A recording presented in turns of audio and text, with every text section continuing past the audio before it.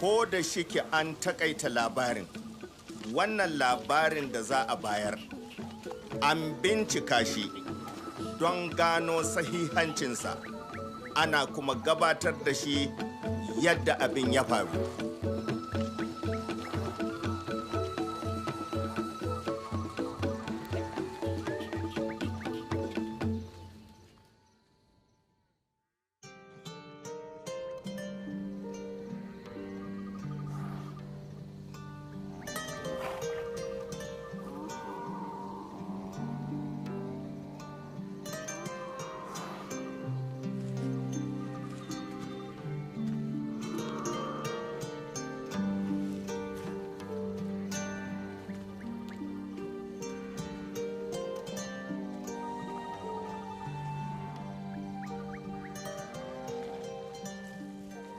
To bisa ga al'adarmu na Fulani, ni yaro ni ne da sassafe ni ne na farkon tashi. Bayan na tashi zan ɗauki wuta domin in je in fura ma shanu.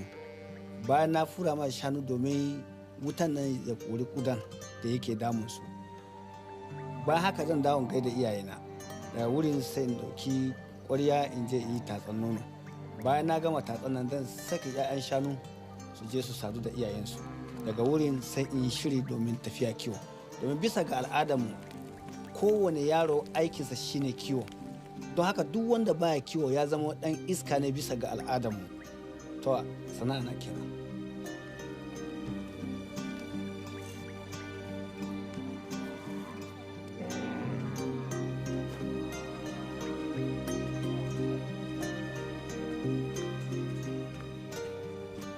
Tun farko rayuwana ina son babana da yawa, don haka duk abin da babana yake yi ina son yi tare da shi, ko sallah yake ma ina son yi tare da shi.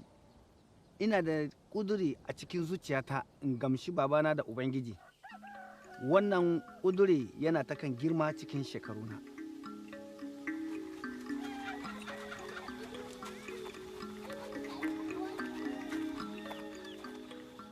Baba, ina da albarkar samun uba kamar ka. Ka bani duk abin da zai iya roka daga wurin babansa. Sai dai baba, ina da roka guda ɗaya da zan yi zuwa gare ka. Menene wannan roko ɗana? Ina so ne in samu ilimi iri na zamani. Ina so in je makarantar Arabic in kuma koya karatun Kur'ani. In ka yarda baba, ina fata ba za ka hana ni ba. Akwai wani damuwa ne? A'a baba. To, wannan roko ya gamshe ni ɗana. Don haka, za ka je Bauchi ka fara makaranta da Sheikh Ibrahim. To baba. Allah ya taimake ka, salamarsa kuma ya bi da kai. Amin baba. To sai ka je ka shirya ko? To na gode baba. Na gode. Sanjuma baba.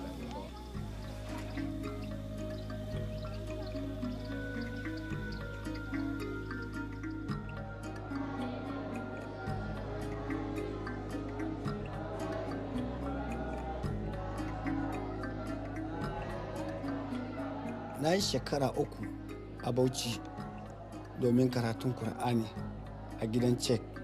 Kuma wannan karatu ba ni kaɗai ba ne, muna da yawa. Muna koyon jigajigan addinin Musulunci na Islama domin taimakon rayuwarmu.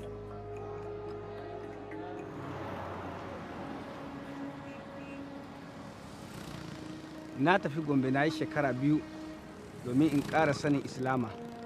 A Gombe ne na ƙara sanin fassara da bayani na Kur'ani. Daga wurin sai na wuce Maiduguri na yi shekara 2 domin in ƙara nazarin Kur'ani. Kafin in je Zaria na riga na iya karatu da rubutu na Arabic. Ba haka na je Zaria na yi shekara 1 domin in ƙara karatun Islama. A daidai wannan lokaci ina da shekara 22 ne. A wannan lokacin kuma ina neman hanya wanda zai taimake ni domin ya tura ni Saudi Arabia domin in ƙara ilimin Kur'ani.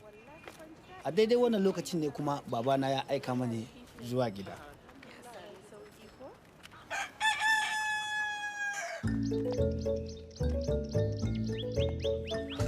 Babana ya ga yayi kyau in zauna a gida yayin da yana ƙoƙari ya shirya mani hanya zuwa makaranta a Saudi Arabia. amma daga baya ya yi tunani ya ce yana da kyau ya yi mani aure kafin in tafi makaranta a wata ƙasa. Shi ya sa na dawo gida ban iya tafiya ba kuma.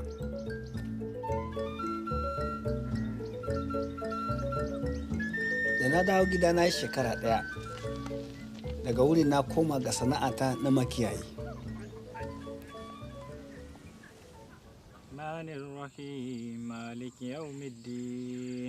Na zama liman da ladan a gidanmu. Wata rana na tafi kiwo na dawo. Mun yi sallar mangariba mun gama. Muna hira muna cin abinci. Babana yana da tunani ba riga na yi aure ba. Amma ni a zuciyana ina da tunani da cewa ya fi kyau in tafi makaranta Islama a Saudi Arabia kafin in yi aure domin in ƙara sanin Islama. Matan naka fa da aka yi maka kame, ya za mu yi da su? Baba ka so ne ba riga na aure ko ba. Kwarai kam, ba ikon Allah ke sa mutum ya yi aure ba. Kwarai ikon Allah ne. Yanzu ba kana shakan ikon Allah ba kuwa? A'a, baba, ina so in ƙara sonin Allah sosai. Wannan shi ne son zuciyana. To, ba zan ga laifinka ba a wannan kudiri da ka ɗauka ɗana. Amma Saudiya tana da nisa. Uwarka kuma tana tsoro cewa in ka tafi ba za ka dawo ba. Za mu karasa bayani da safe ko?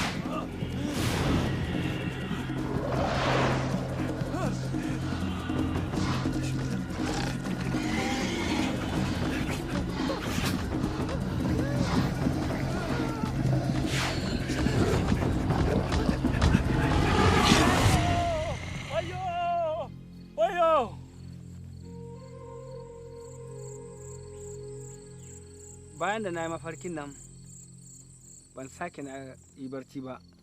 Na zauna a gado har gari ya waye. Na yi tunani da cewa in gaya ma babana, amma wani tunani ya zo mani cewa kada in gaya mishi. Washe gari ban je kiwo ba, na zauna a gida na huta. Da yamma mun yi sallar mangariba muna hira muna cin abinci kamar yadda muka saba. Sai kowa ya tashi ya je ya shiga ɗakinsa domin ya yi barci. Ni ma na tashi na tafi ɗakina na je na yi barci. Nan da nan kuma sai na sake na yi mafarki na biyu.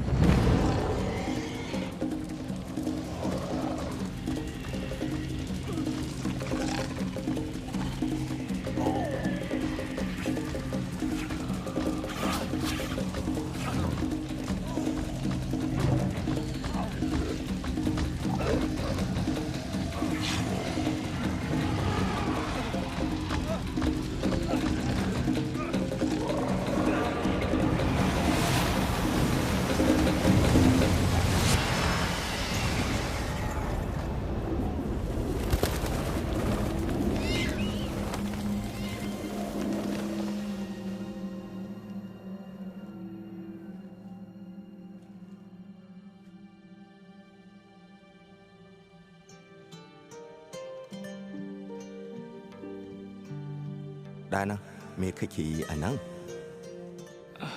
Ban sani ba. In kai ka gida.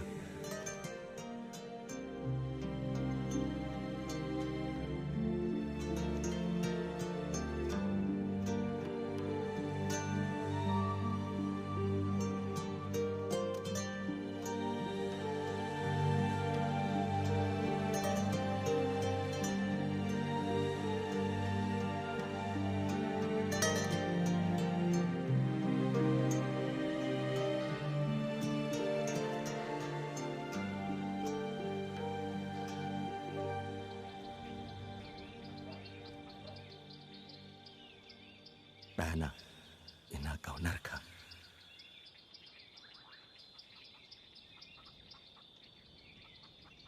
Da na yi mafarki na biyu, wannan mafarkin ban ji tsoro ba, ban kuma yi zufa sosai kamar na farkon ba. Nan da nan tunani ya zo mani, wane ne wannan mutum da yake cetona, yake ƙoƙari kuma bayyana mani komai da komai. Nan da nan tunani ya zo mani in je in gaya ma babana.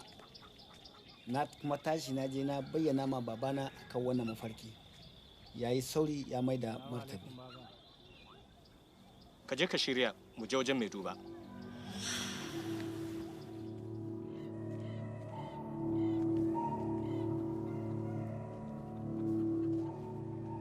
Baba, kana da goro?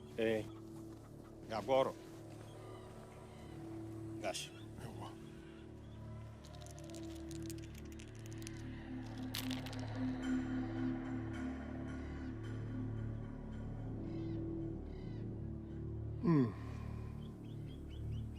Ku nuna min. Ku nuna min. Ku nuna min.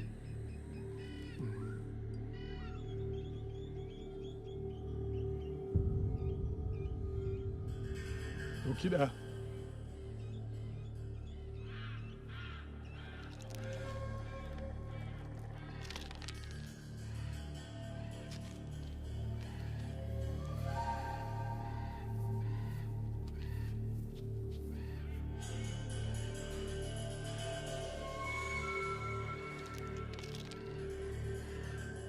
Baba, yaronka yana hannun mayu. Kai, Da an kashe shi cikin kwana biyu. Kun yi sa'a da kun ka zo. Zan maganin su.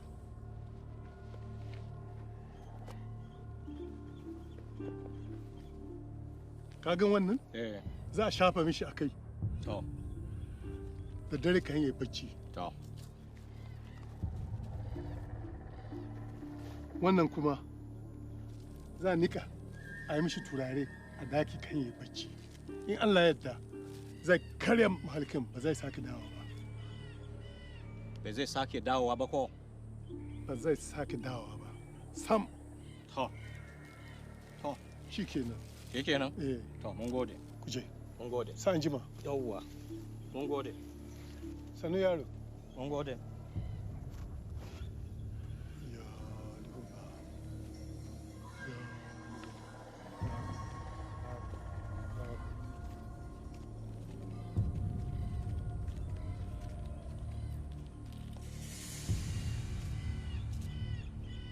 Baba, baba, Menene? na sake yin mafarki. Wane ne mafarki Na kai? mafarki zan shiga katona mita aljanu suka fito mini. Baba.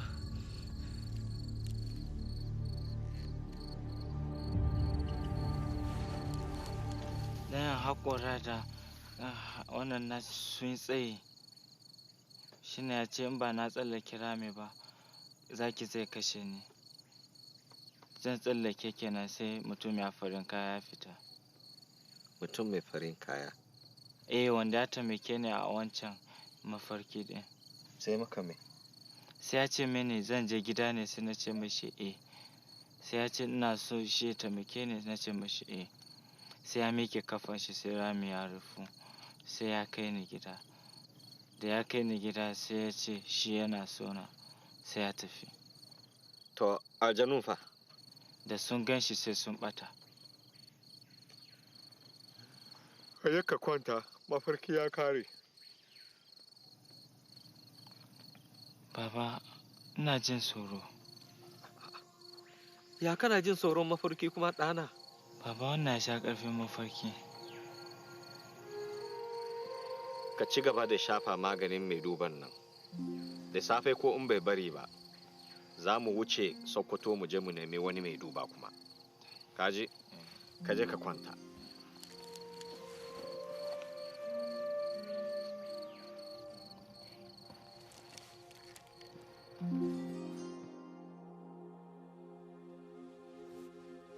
A dare na biyu din ma na sake na yi mafarki.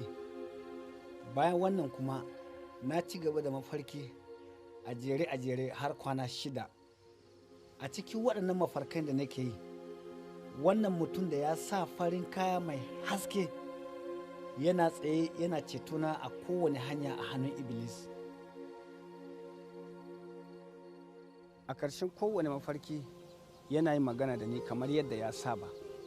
Yana ce mani, ina son ka ɗana, ina son ka ɗana, ina son ka. Daga wurin na gane da cewa wannan mafarkin da nake nan shi mutumin nan ne, shi ne wanda ake ce da shi annabi Isa, wanda Kirista suke ce da shi Iisa Almasiihu. Daga wurin na yi mafarki na ƙarshe, wanda shi ne mafarki na 7.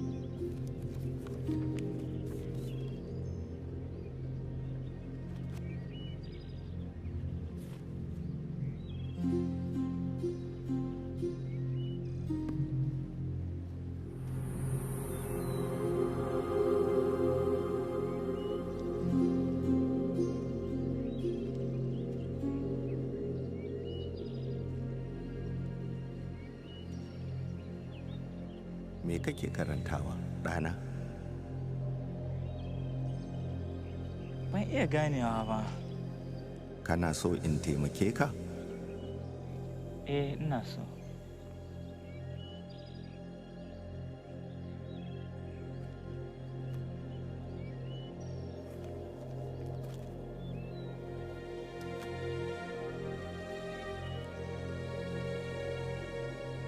Mohammed, wannan littafi daga wurin Ubangiji ya zo, yana da maganar Allah a cikinsa. Waɗannan ayoyi duk maganar Allah ne. Ka zo gare ni, kai ɗin nan mai wahala, mai fama da kaya, ni ko zan huttashe ka. Ka shiga bautata, ka kuma koya a gare ni, domin ni mai tawali'u ne, marar girman kai, za ka kuwa samu kwanciyar rai. Ka taɓa jin labarin hanya da gaskiya da rai? Ban taɓa je ba. Ni ne hanya, ni ne gaskiya, ni ne kuma rai. Ba mai zuwa wurin Uba sai ta wurina. Kai waye? Ka san ni a matsayin annabi Isa. Na zo ne in baka rai na har abada. In ka karɓe ni Ubangiji da mai ceto, za ka zama ɗa ga Allah. Allah yana da ‘ya'ya ne? ‘Ya'yan Allah haifaffu ne daga wurin Ruhu, ba daga jiki ba. Kana ba da gaskiya ga Allah? Na yarda da Allah. Ka ba da gaskiya a gare ni kuma. A duniya kana da wahala, amma ka yi farin ciki. Na yi nasara da duniya. Kana so ka karɓe ni? Zan karɓe ka.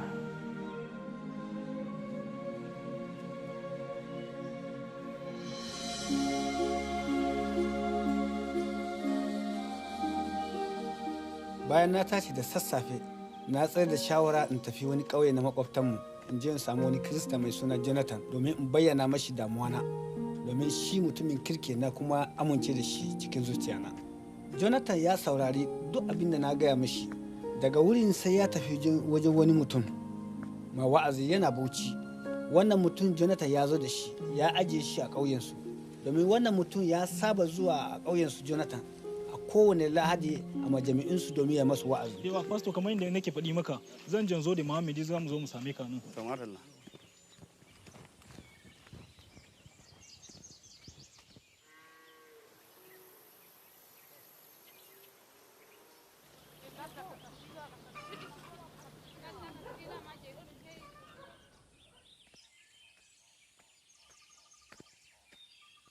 Sannu pastor. Jonathan. Na. Ka dawo? Eh. To san da zuwa. Yawa. Sannu sannu.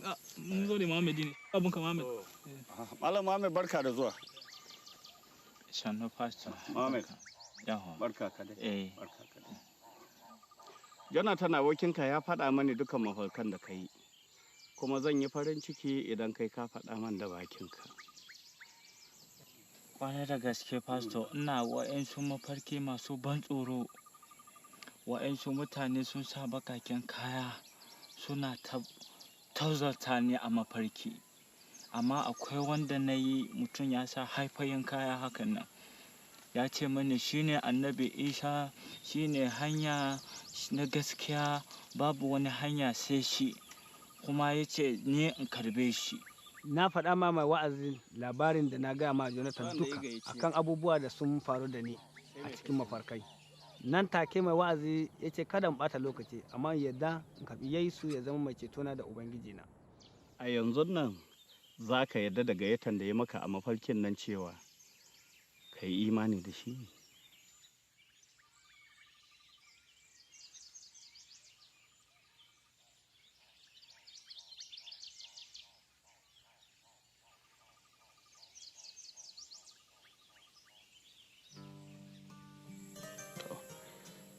Idan ka yarda zan jagorance ka kuma wannan shine zai zama tushen salamarka ka ce ni Mohammed.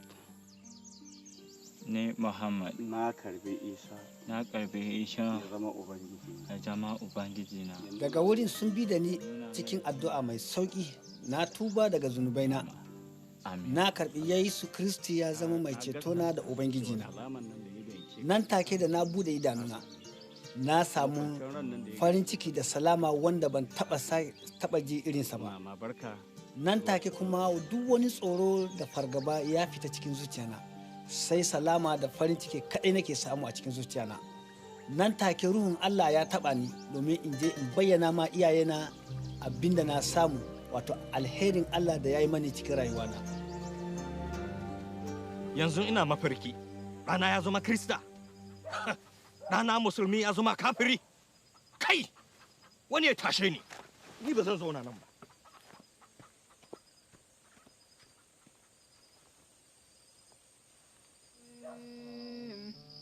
Allahu Akbar, Allah.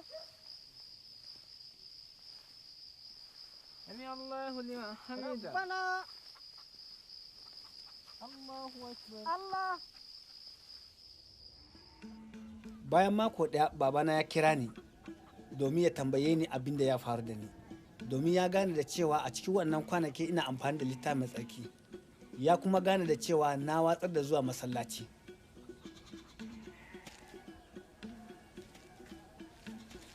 Babu wani abu makamancin wannan da ya taɓa faruwa a cikin wannan iyalinmu, kuma ba zai sake faruwa ba. Yanzu ina baka zaɓi kashi biyu, ka musunci Yesu ko kuma ka bar wannan gidan har abada. Kai ne ubana, kuma ina ƙaunanka, ina kuma girmama ka. Ba zan taɓa aikata abun da zai ɓata maka zuciya ba, sai dai kuma zan ci gaba da abun da na san shine gaskiya. Zan ci gaba da zama Krista. Sai Yesu ya zo ya nuna mini inda zan tafi. Bayan da babana ya gane cewa da gaske nake yi, ya umarci dukkan mutanen gidanmu su watsar da ni. Daga wurin nan kwanaki suna karuwa har ya kai ga watanni masu yawa.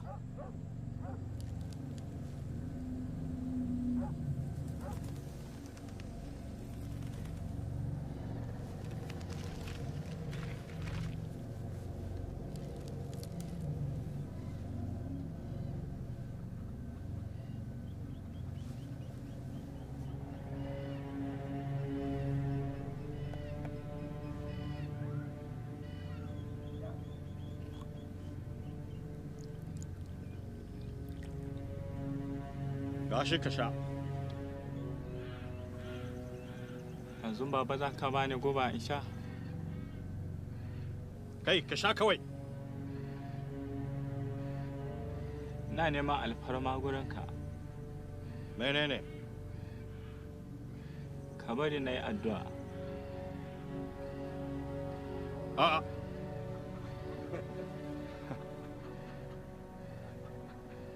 in za ka yi addu'a ka yi, amma wannan bai shafe ni ba.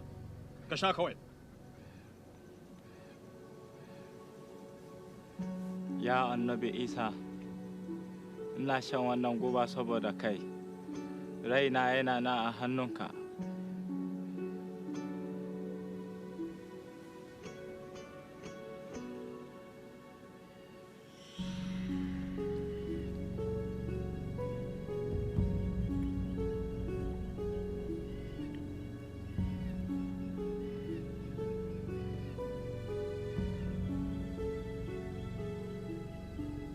Ka je ka kwanta. Babana da yan uwan duka sun tsaye da shawara da cewa in na mutu a ɗauki jikina a kai shi kogi a jefar da ni, wanda ya kai sun tsaya suna duba ni suna jira su ga lokacin da zan mutu. Amma na shiga na ci gaba da barci na, ba abin da ya same ni, sai dai daga baya na farka na ji kamar zai amai. Na fita na je na yi amai din nan, na sake na dawo na kwanta bina na ci gaba da barci na lamin lafiya, ba abin da ya same ni.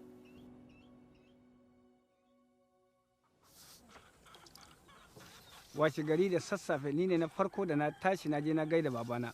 Ganin haka babana ya bakin ciki da ban mutu ba.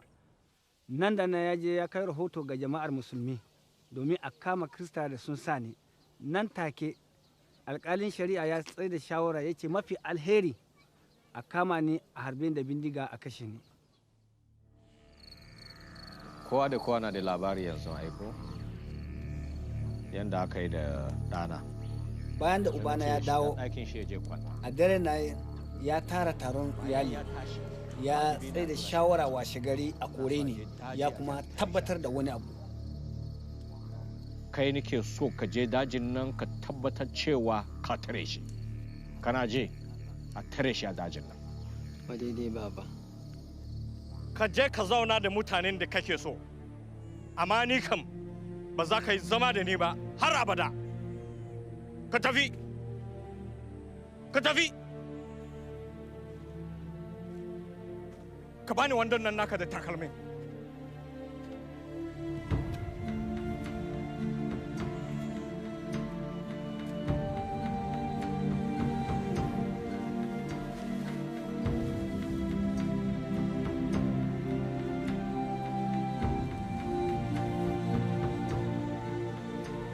Ka tafi!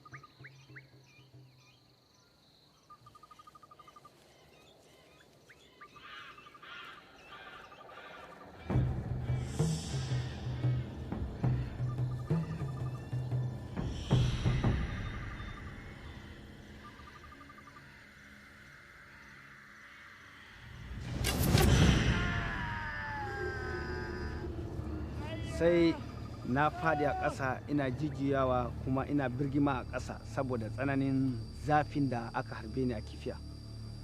Wannan ya kai ni ga kusan hankalina yana so ya ɓace. Bayan wannan sai na yi tunani a zuciyana ya kamata in cire wannan kifiya da yake a duwawuna domin akwai dafi a kifiya din, domin in na bar shi zai kashe ni. Na ga ya dace cewa in cire shi. Yayin da na cire shi din kenan ina kwance a ƙasa haka, jini yana ta kan zuba. Sai Allah ya kawo mani wani bawan Allah daga ƙauyen su Jonathan. Shi za shi farauta ne kuma yana kusa da zai yi farauta kusa da gidanmu. Wannan mutum da ya gani dama yana da sane da wannan labari, ya son al'amarin da yake faruwa tsakanina da iyayena da iyalinmu gabaki da. Wannan mutum ya yi ƙoƙari domin ya ɗauke ni ya kai ni babban hanya. So lokacin da ya ɗauke ni sai ya kai ni babban hanya ya ajiye ni.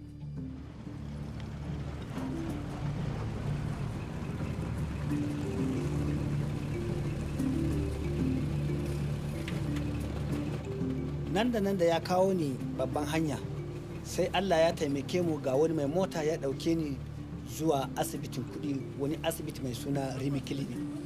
A wurin ne aka yi mani aiki, kuma mutanen ƙauyen su Jonathan Krista su suka haɗa kuɗi suka zo suka biya kuɗin asibitin nan. A wurin nan na jinya har tsawon wata ɗaya. Daga wurin kuma na tashi na koma ƙauyen su Jonathan. A wurin na yi shekara 1 da rabi. A wurin ne kuma babana ya ji labari na inda nake. Daga wurin ya ɗauki wannan labari ya kai a kotun shari'a.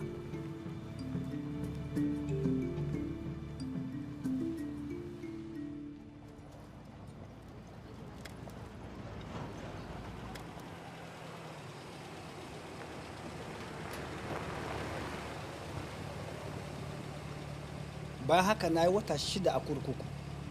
Daga wurin a wata na 7 aka haɗa ni da ɗan sanda domin ya kai ni gidanmu.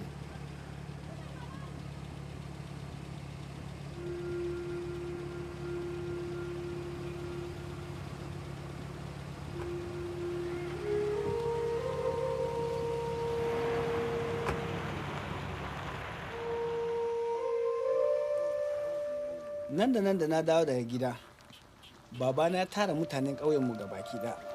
Yake su riƙe ni yadda ya kamata, su lura da ni domin in iya mancewa da wannan addinin Kiristanci.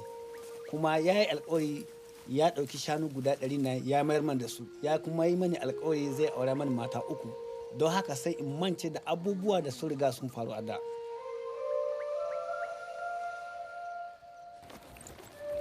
Bayan na dawo na yi wata 7 ina kiwo.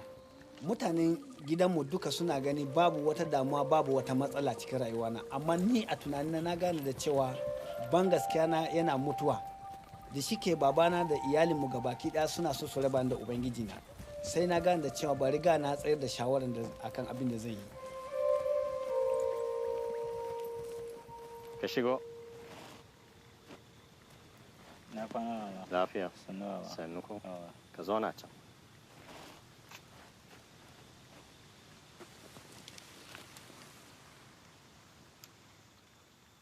Ina so in magana da kai game da mata da za ka aura. Na riga na gama sirrin komai. Baba, ina godiya ga abun da kai mini a rayuwana. Amma ina da wata bukata wanda ina so kai mini. Faɗi bukatanka, zan yi maka. Baba, zan gaya maka.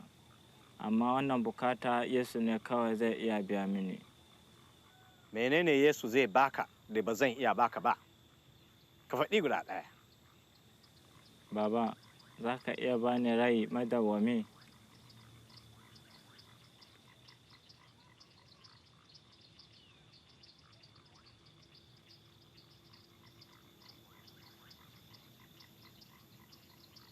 A'a, ba zan iya ba. Baba, tun da ba za ka iya bani rai madawwami ba, ba yanda za yi in bar Yesu Almasihu.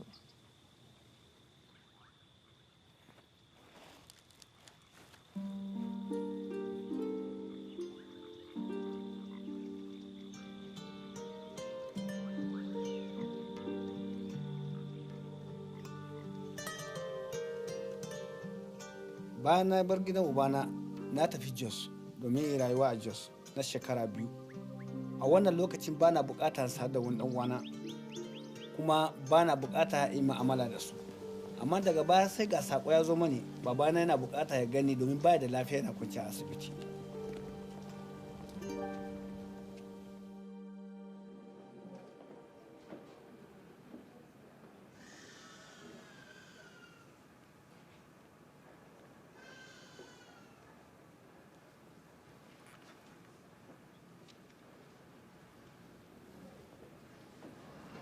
Baba. Ɗana. Kai ka aiko a nemo ni? Kai mun gafara ɗana. In maka gafara, Baba? Na yi maka laifi da yawa a cikin rashin sani. kuma ka shiru. Baba, an na riga na maka gafara tuntuni. Amma ban taɓa roƙon gafara a wajenka ba. Littafi mai tsarki ya umarce mu yi gafara.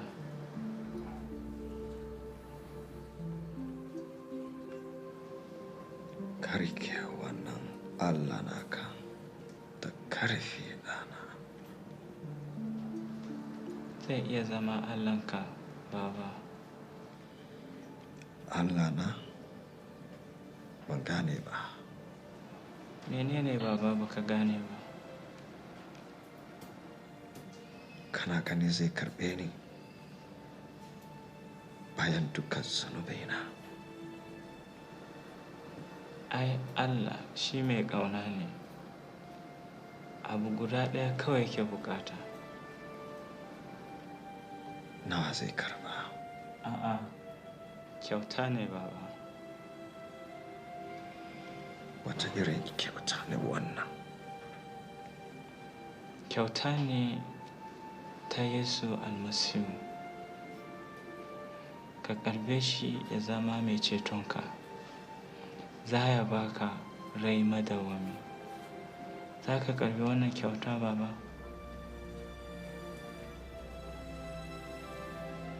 Na so irin wannan kyautan.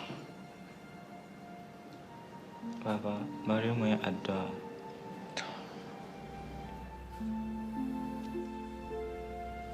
Ka faɗi wannan bayana.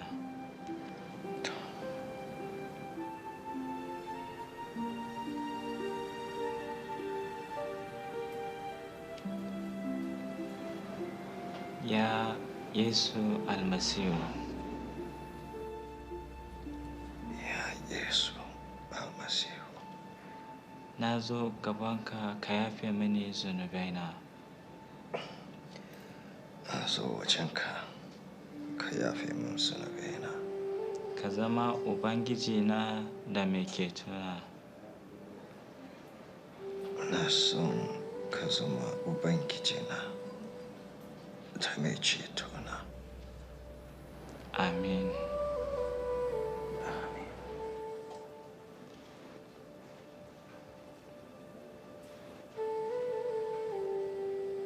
Bari in addu'a don ka samu warkarwa.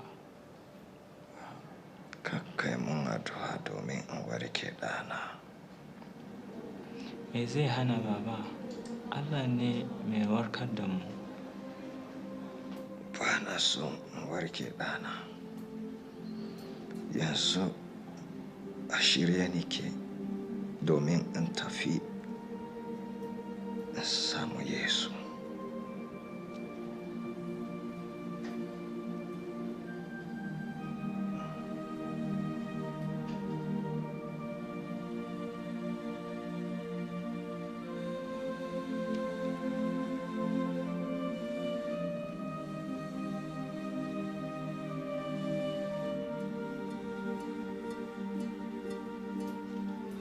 Bayan mun gama wannan addu'a, bayan awa 3 babana ya mutu. Bayan mutuwansa kuma yana cike da salama da kwanciyar hankali da farin ciki. Babana ya san inda zai tafi, kuma kamar yana tare da Yesu Almasiihu. Wannan saduwanmu da babanmu ya sa cikin shekarun da abubuwa da sun faru da mu, Ubangiji ya shafe su. Kai fa abokina, kana shirye domin Ubangiji ya shafe zunubanka? Jama'ar Allah, Allah fa mai ta'aziyya ne, mai bege ne, mai aminci, mai gaskiya, mai adalci ne. Allah shine hanya, shine kuma gaskiya, shine kuma kadai ake samun rai na har abada zuwa gare shi. Don haka sai ka shirya, ka tuba, ka karɓe shi ya zama mai cetonka da Ubangijinka. Kana shirye dan wana a wannan lokaci ka tuba ka karbe shi ya zama mai cetonka da Ubangijinka? Yana shirye, yana kuma sauraron ka. Sai ka kira shi a wannan lokaci, zai biya maka bukatanka, zai sa ka yi nasara cikin rayuwarka.